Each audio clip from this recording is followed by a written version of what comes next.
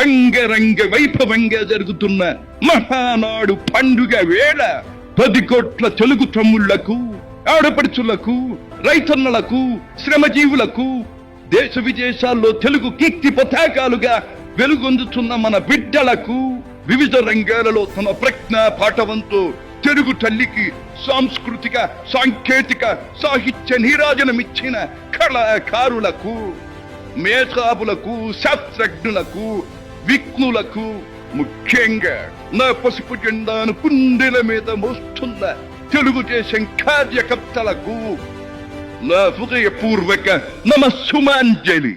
సరిగ్గా 43 ఏళ్లయింది నా తెలుగు వారి కోసం, నా తెలుగు జాతి ఆత్మ గౌరవం నిలపడం కోసం తెలుగుదేశం పార్టీ స్థాపించి.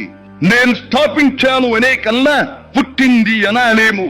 ఎందుకంటే ఆనాడు కార్మికుడి చెమట నుంచి, కర్షకుల రక్తం నుంచి, చాడిత పీడిత ప్రజల బాధ నుంచి పుట్టింది తెలుగుదేశం.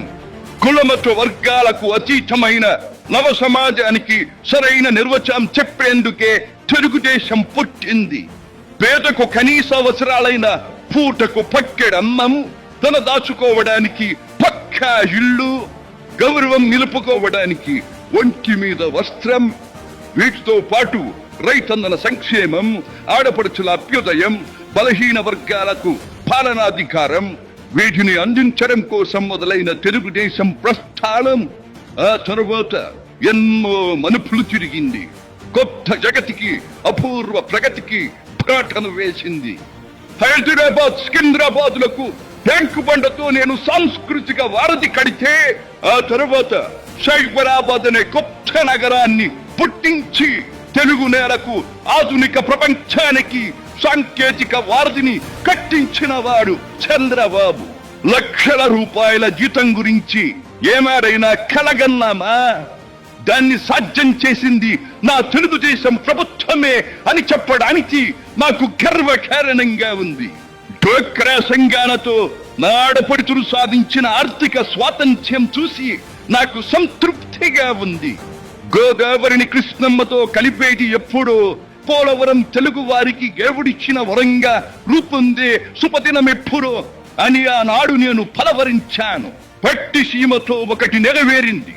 పోలవరం పూర్తితో మరొకటి ఇంకా 2 ఏళ్లలో నెరవేరబోతోంది.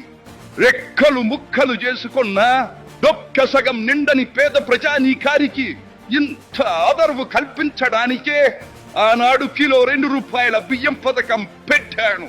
అటువంటిది P4 కార్యక్రమంతో పేదకు పేదరికం నుండి విముక్తిని కలిగించి బంగారు కుటుంబంగా తీర్చిదిద్దే చంద్రబాబు ప్రణాళిక అహో అద్భుతం, మహాద్భుతం. శాతవాహన సామ్రాజ్యానికి ఒకప్పటి రాజధాని నగరంగా బాసిల్లిన అమరావతి పేరిట నేడు నిర్మాణం జరుపుకుంటున్న ఆంధ్రుల రాజధాని నగరం దేవేంద్రుడు సైతం అసూయ పడేలా, మయూరి సైతం అప్పుల పడేలా రూపుదిద్దుకోవాలని మనసారా దీవిస్తున్నాను.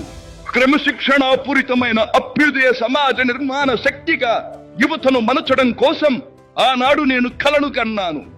యువగణానికి ప్రాధాన్యమిచ్చి యువశక్తికి పదును పెట్టి నా కలను నేడు తీరుస్తున్నాడు నా మనవడు లోకేష్. అంతేకాదు, అధికారానికి సరైన నిర్వచనం మానవ సేవ అని ఆనాడు నేను పాటించిన నియమాన్ని నేడు గతంలో ఆచరించి పార్టీ కార్యకర్తకైనా సాధారణ పౌరుడికైనా అండగా నిలుస్తూ నా వారసత్వానికి వన్నెదిస్తున్నాడు లోకేష్. గగన సీమ నుండి ఇది చూసి అయ్యా రే ఫలా ఫలా మనవడా ఫలా అని మురిసిపోతోంది నా మనస్సు.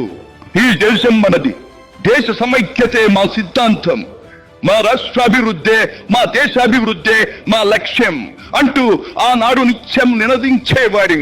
ఈనాటి వికసిత భారత్, వికసిత ఆంధ్రప్రదేశ్ గురించి వింటుంటే ఇదే కదా నేను కోరుకున్నది అనిపిస్తోంది.